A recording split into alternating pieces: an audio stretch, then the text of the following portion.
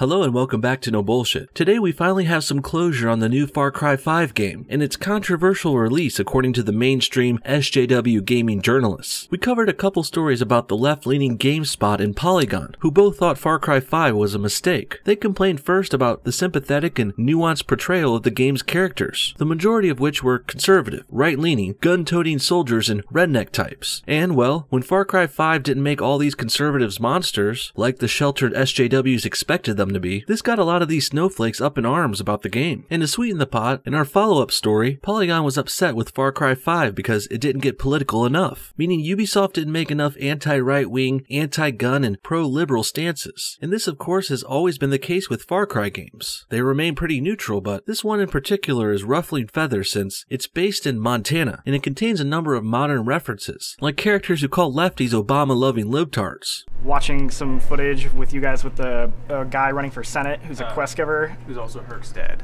Herc's dad. The dude that said Obama-loving libtards. If them Obama-loving libtards find out I can't look after my own property, I can kiss this Senate run goodbye.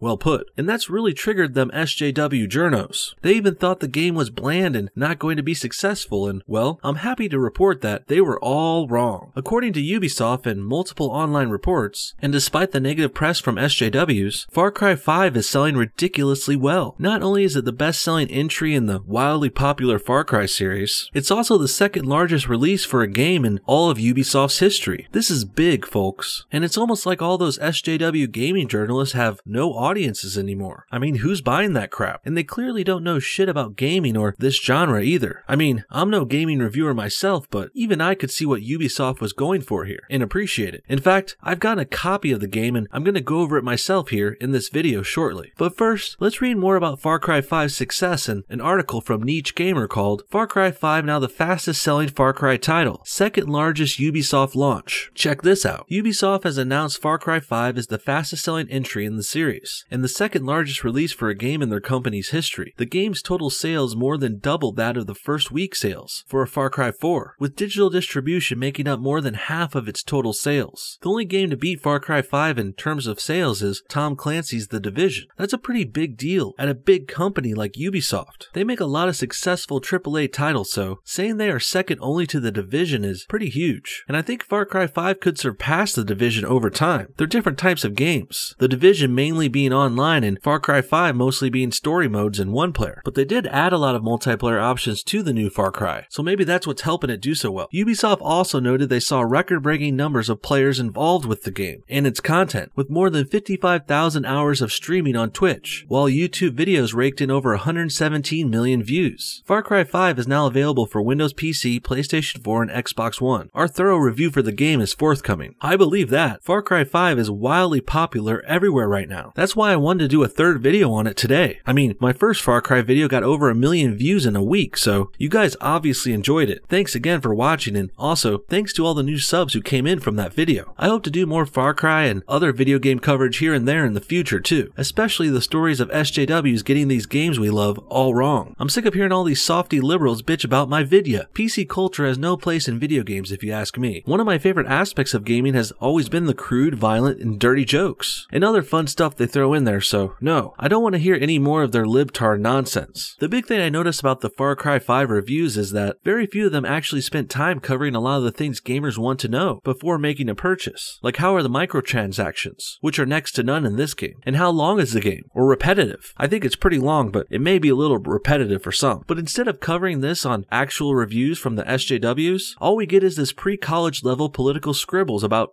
divided America. It's just the typical left-wing bullshit we've already gone over. And I still read a ton of games journalism too, but I never base my opinions on it, and I certainly don't base my purchases on it either. Critics in general across the board are becoming more and more insignificant. If a film pays enough for marketing, bad ratings don't affect it anymore. If it's truly a bad film, they will sell it on Netflix and save the marketing cost and still break even or even make a profit. And games are in the same situation, except on a smaller scale maybe. Marketing will overcome any negative reviews, especially if the reviews pander to their shrinking audiences. The overall distribution distrust for the media is destroying critics in both markets, and as they become less trustworthy, you'll see a correlation between sales and their reviews that are unheard of. Rotten Tomatoes is a great example of this. Check the user scores on there if you want the real ratings. People are waking up to it, and the studios are beginning to ostracize Rotten Tomatoes too. And actually, back to the Far Cry 5 situation, I think the bad SJW press actually helped the sales. Many people I know wouldn't have even heard about the game otherwise. Then they hear social justice warriors hating on it and they're like, hey, there must be something cool in there if it's pissing them off. They're assholes. I also myself saw tons of comments on my Far Cry videos of people saying they are buying the game now because of my video defending it and because the SJWs were hating it. To put it simply, gamers don't care about politics or politically correct culture. Gamers actually buck PC culture whenever possible. So when we see these biased gaming journalists try and play to us with left-wing PC bias, well, they're barking up the wrong tree to say the least. And in this case, they're actually helping their opposing cause at the worst. And this isn't even the first time this has happened in gaming this year. Kingdom Come Deliverance had a similar story back in February, which we also covered at the time, link below. Back then, that game wasn't getting much media buzz at all, and what stories did cover it were more SJWs complaining. This time they were crying about there not being enough black or brown people in the game, despite it being based in the medieval Czech Republic, where there were little to no minorities at the time. And the developers were going for historical accuracy after all, but the social justice warriors wanted forced diversity and male representation. But despite Kingdom Come getting little news coverage and what it did get was negative, the game still sold really well. Combine this with the similar story with Far Cry this month, and I think this is definitive proof that the gaming media is an insulated niche market that doesn't have any significant impact on sales. In that respect, as RiceGum would say, gaming journalists are irrelevant. Have all those guys that are irrelevant now, but Hey, irrelevant. irrelevant. I feel like this guy thinks he's like above people. Like he was calling people peasants and irrelevant. Like you're irrelevant. With all that said, I'd like to end with my own quick review of the Far Cry 5 game so far. I finally got my hands on a copy a few days ago, and I think in light of all these SJW stories going around, it's time for me to actually give my take on the game so far. I'm only a couple of days and a few hours into it, but these are my first impressions. First of all, the graphics are amazing. The textures, the details, the scenery, everything is really top notch here, looks-wise. A true delight to look at, to say the least. And a welcome Far Cry for this new generation. Also, the setting looks beautiful too. Walking around, driving, and flying through rural Montana is a real treat. I'm glad Ubisoft stuck to their guns, pun intended, and went with this American conservative-leaning setting. Which brings me to the politics, and so far, they're what I expected. There's really little to no political leanings in the game. It's mostly just in the background. For example, you can just tell the country people are all conservative, Second Amendment supporting hunter types. But they're not in your face about it either. And besides a few throwaway lines from the characters, like the Obama-loving libtard bit, which was mostly a joke, besides a few of those, the political portrayals are mostly subtle and nuanced, as they should be. Next, let's talk about what the main story actually is about then, because it's not a political mess like the SJWs would have you believe. No, basically, you're a cop who's sent in to arrest this cult leader who's taking over parts of Montana. He's called the Father, and this cult leader has loads of armed, ready-to-fight followers who will gladly die for their leader. They think he's basically a god. Things go wrong at your first meeting though, which sends your character into a mission to take down the whole cult. It's a pretty cool, fun setup if you ask me. I like the way it deals with religious fanatics and the crazed, armed separatist type movements. The last thing I want to mention is the increased difficulty. Far Cry 5 is much harder than its predecessors, and that's a good thing. It's a very fair increase in challenge that I surely welcomed. Playing through Far Cry 3 and 4 can get a little easy once you get past halfway and have all the good upgrades. Which brings me to another thing I liked about Far Cry 5. Everything was streamlined a lot in this one, which is also part of the reason things got harder. You see, Far Cry 5's play screen has removed a lot of the clutter previous games had. Most notably missing was the little map and radar that used to be in the bottom corner. And while that was a very useful tool previously, the map's removal certainly increases the game's challenge, and it just makes you look around more in the game instead of looking at the map all the time, like in the original Metal Gear Solid, which had people staring at the map all the time. And that reminds me, I really think Far Cry 5 took influence from both Fallout 4 and Zelda Breath of the Wild here, which also had a setting which would take away the on-screen map. Overall, Far Cry 5 is not only a welcome addition to the series, it's also quite possibly the best one yet. Between the improved graphics, unique story, and streamlined playing experience, couple all that with the new additional multiplayer features, and well, Far Cry 5 sure has a lot going for it. And I think a lot of people will love the ability to play with friends more here too. But even if you don't have friends like me, you can still hire plenty of in-game computer-operated partners to play along with you. I teamed up with a guy named Kevin Smith today, no relation to the actor, and I've been killing it with him all day, stomping out cultists left left and right. It's a lot like the companions in Fallout 4. Far Cry 5's for hire option is a lot of fun, and definitely taking this game to the next level. And that about wraps things up on this Far Cry 5 story, and my first impressions of it. Tell me what you guys think about the game in the comments below. Have you been playing the new Far Cry? Are you guys gonna buy a copy yourselves? And what's your favorite part about the new game? Comment your thoughts on everything below, and thanks for watching No Bullshit. See y'all next time.